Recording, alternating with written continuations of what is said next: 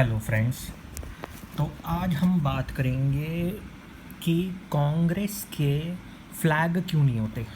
लेकिन अगर आप गूगल पे जाओ कांग्रेस फ्लैग इमेज, तो उसमें दिखाया जाता है कि कांग्रेस का जो सिंबल है हाथ, वो इंडिया के झंडे के ऊपर बना हुआ है, मतलब इंडिया के बैकग्राउंड, इंडिया के नेशनल फ्लैग पे बना हुआ है।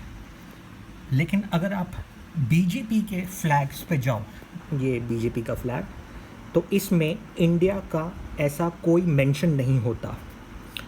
अब ये क्यों मेंशन नहीं होता कि दोनों नेशनलिस्ट पार्टी हैं और फिर भी एक जो है वो कहती है कि हम इंडिया के साथ हैं और दूसरा कहती है कि हम इंडिया के साथ मतलब हैं या नहीं है वो मुझे नहीं पता, लेकिन मतलब वो इंडिया का फ्लैग को as a background image use नहीं करते।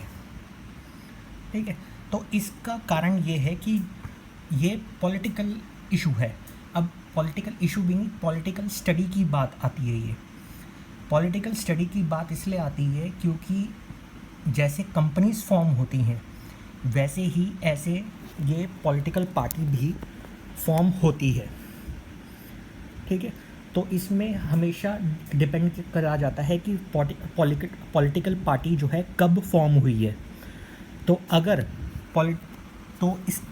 तो इसी से ही सारा का सारा जो पॉलिटिक्स होता है वो रूल किया जाता है, जिससे उनका एजेंडा बनता है, उनका मैनिफेस्टो बनता है, सब कुछ बनता है। अब बात ये थी कि जो फ्लैग है बीजेपी का, वो एक्चुअली में बीजेपी बाद में फॉर्म हुई है, पहले फॉर्म हुई थी आरएसएस।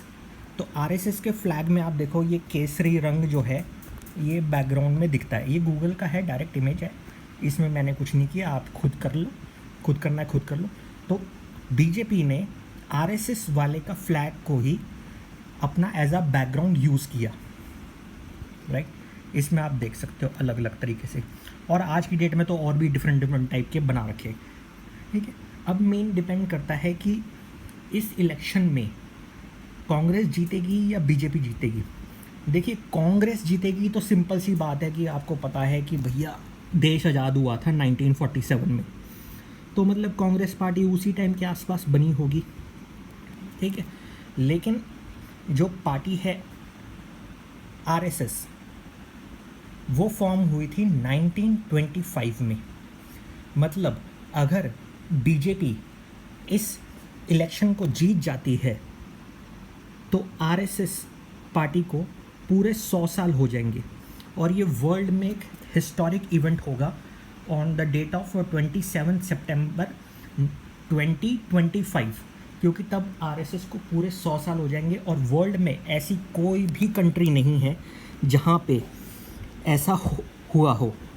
ये हाँ, अब आ गया डेट। तो ये ऐसा जो हुआ है, ऐसा डिज़ायर जो है वो चाइना रखता है, ऐसा डिज़ायर जो है वो नॉर्थ कोरिया रखता है कि हमारी पार्टी को 100 साल हो जाए। लेकिन ये सिर्फ एक पहली कंट्री होगी, इंडिया, जहाँ पे डेमोक्रेसी होने के बाद भी एक पार्टी जो है अगर वो इलेक्शन जीत जाती है तो वो अपने 100 साल बना ले, और अगर वो 100 साल बना लेती है तो वर्ल्ड हिस्ट्री में आरएसएस का नाम सबसे ऊपर लिया जाएगा, क्योंकि उसने जो हिस्टोरिकल इवेंट क्रॉस करेगा in the year 2025 on the date of 27 September, ये बिल्कुल अलग होगा। तो इंडिया की हिस्ट्री में, आने वाली इंडिया की हिस्ट्री में 27 सितंबर 2025 को एक मेजर चेंज देखने को मिलेगा। आई थिंक इसमें लॉज का बदलाव भी किया जाएगा, क्या किया जाएगा क्या नहीं किया जाएगा पता नहीं, लेकिन कुछ ना कुछ मेजर होगा। ये मैं अभी इसलिए बता रहा हूँ क्योंकि भैया अभी तो चल रहा है 22 मई, तो हमारे यहाँ तो इलेक्शन हुए नहीं है 2 दिन तक। तो आप इलेक्शन से 2 दिन पहले तक आप जो मर्जी बोल लो, ठीक है, इलेक्शन के बारे में। इलेक्शन के 2 दिन में कुछ नहीं बोलना होता इलेक्शन के बारे में, ये लॉ है। तो अभी तो मेरी सिटी में इलेक्शन नहीं हुए तो मैं बोल सकता हूँ, ठीक है ना। अब अगर आपको गैस करना है कि मेरी कौन सी सिटी है कौन सी सिटी नहीं है, तो आप गैस कीजिए।